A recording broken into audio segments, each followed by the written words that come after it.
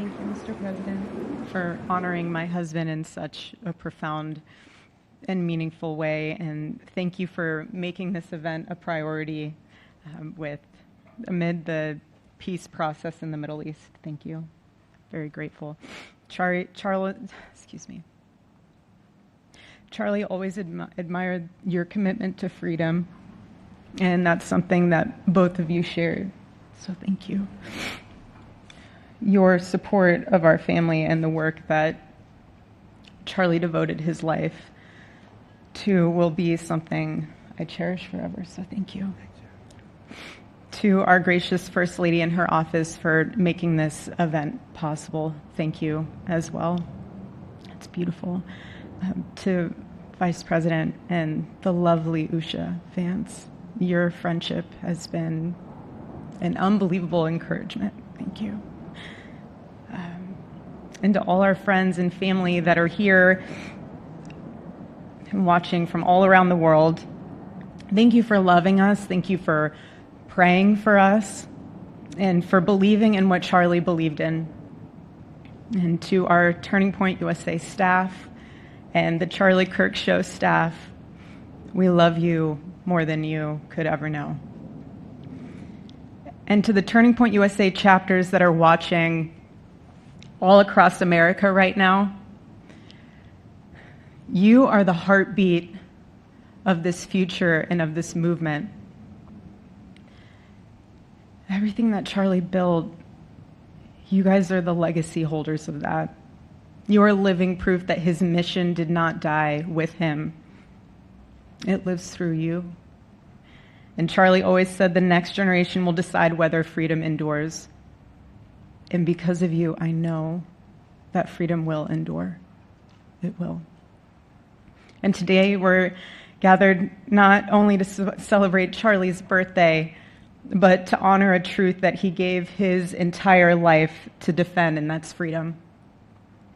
The very existence of the Presidential Medal of Freedom reminds us that the national interest of the United States has always been freedom.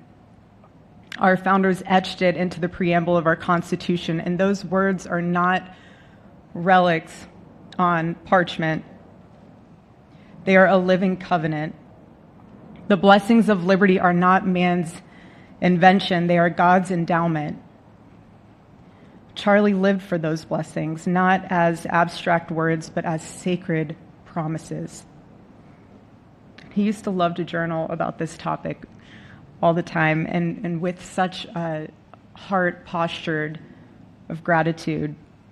And he believed that liberty was both a right and a responsibility. And he used to say, freedom is the ability to do what is right without fear. And that's how he lived. He was free from fear. He was free from compromise, free from anything that could enslave his soul. His name, Charles, literally means free man. And that's exactly who my husband was. He was a free man. And from the time I met him, sitting across from him, being interviewed on politics and philosophy and theology, anything that Charlie loved, any topic he loved, and I just saw the fire in his soul, and there was this divine restlessness within him that came from knowing God placed him on this earth to protect something very, very sacred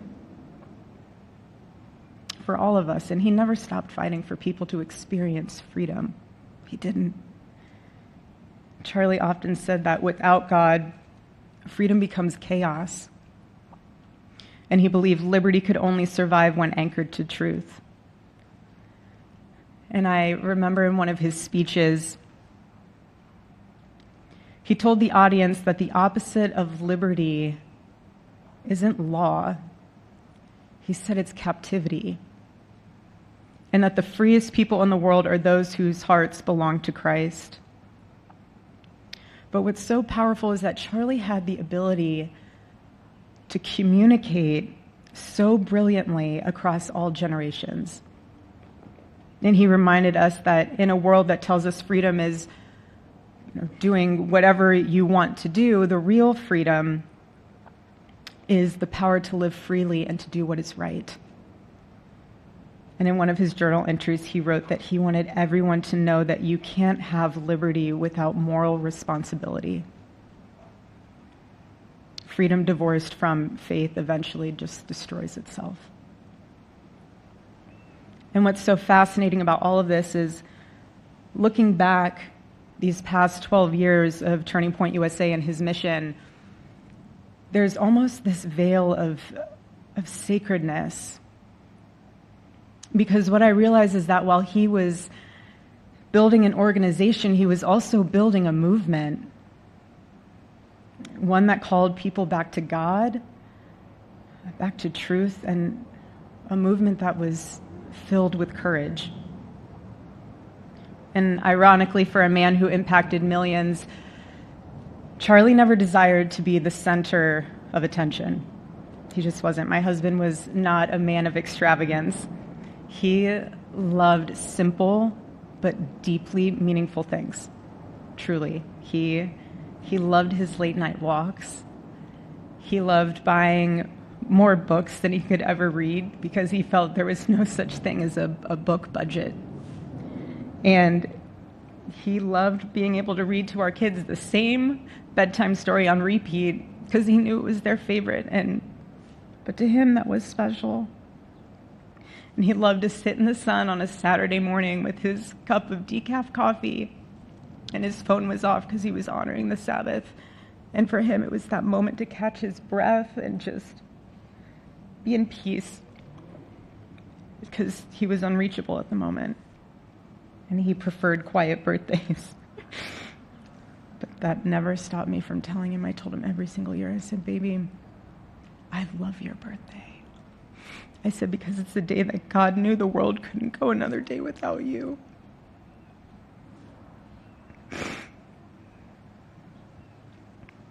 And so the rhythm of our usual birthday celebration for him was mint ice cream, mint chocolate chip ice cream. He only had it twice a year, on his birthday and 4th of July. It's just, and then after that, it was back to work as usual. But last year, his one birthday wish was to see the Oregon Ducks play the Ohio State. And they won. Oregon won that night. And it was by far one of the most memorable nights of his birthday experience of his life until today. And so, honestly, President Trump, I have spent 7.5 years trying to find the perfect birthday gift for Charlie. And it's so difficult. And those of you that have spouses or loved ones, you know how difficult it is sometimes to buy a gift for someone that you love. Because he wasn't a materialistic man, so that also did not help. But now I can say with confidence, Mr. President, that you have given him the best birthday gift he could ever have.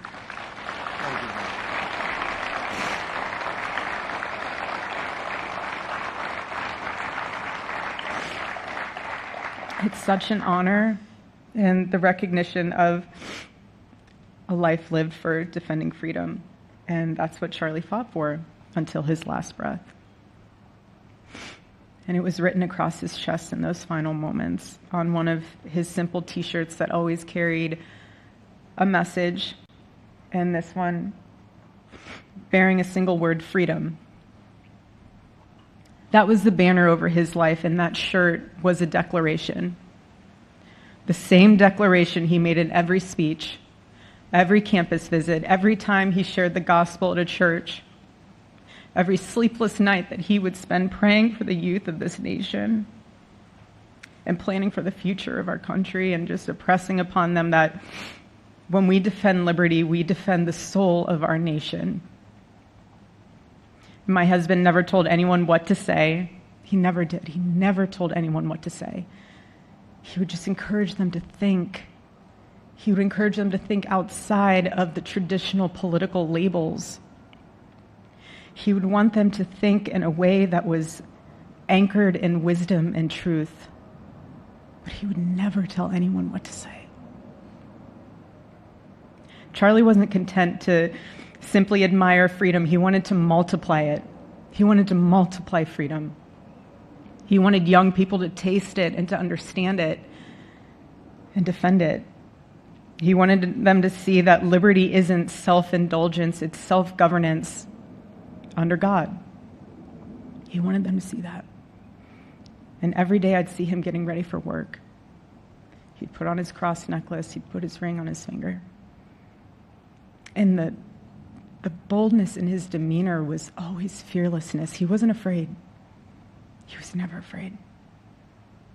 In his daily actions, whether in office or on campus or at a church, it was always without fear. That was his creed. That is how he lived out every single day.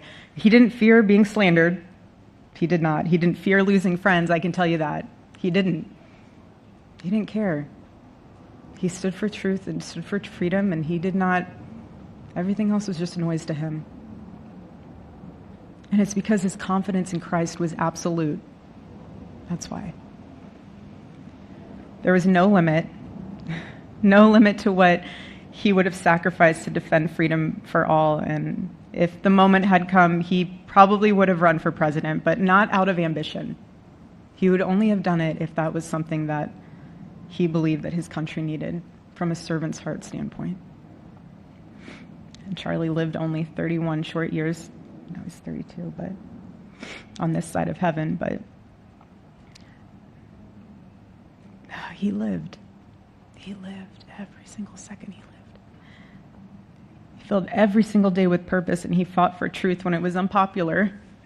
And he stood for God when it was costly, but that's what we're called to do. Surprisingly enough, he did pray for his enemies, which is very hard, but he did. He did.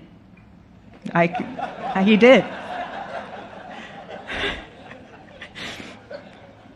No one else, I saw him do it. No, he never did it in front of anyone else, but I can attest to that. But he also loved people when it was inconvenient. And he ran his race with endurance, and he kept the faith. And now he wears the crown of a righteous martyr. And for me and for our children, the truth really steadies our grief, because heaven gained what earth could no longer contain: a free man made fully free. And to all watching, this is not a ceremony. This is a commissioning. And my message is simple. I want you to be the embodiment of this medal. I do. I want you to free yourself from fear. I want you to stand courageously in the truth. Listen for the still, small voice of God. And remember that while freedom is inherited in this country, each of us must be intentional stewards every single day. God began a mighty work through my husband, and I intend to see it through. And the torch is in our hands now. It's in mine, it's in yours, it's in all of yours, it's in all the students with Turning Point USA. And before I close, I'll share with you that I asked our daughter what she would like to say to Daddy for today.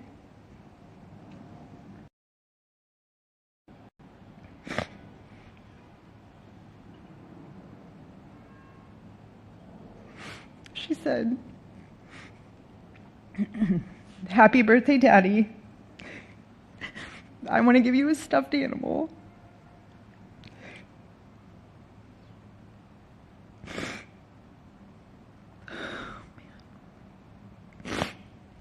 I want you to eat a cupcake with ice cream, and I want you to go have a birthday surprise. I love you," is what she said. And while our son, he's precious, he can't yet speak, in classic Kirk family fashion, his actions spoke louder than his words, and his gift to you, Charlie, and myself for that matter, was deciding to become the man of the house and be fully potty trained at 16 months. But Charlie, baby, I know that you're celebrating in heaven today, but gosh, I miss you. We miss you. And we love you, and we promise we'll make you proud. And Charlie's life was proof that freedom is not a theory, it's a testimony. He showed us that liberty begins not in the halls of power, but in the man of a heart surrendered to God. And so today, as we honor Charlie with this incredible Presidential Medal of Freedom on his birthday, I stand here with tears and just a humbled heart and spirit, because his story reminds us all that to live free is the greatest gift, but to die free is the greatest victory. Happy birthday, my Charlie. Happy Freedom Day. God bless you.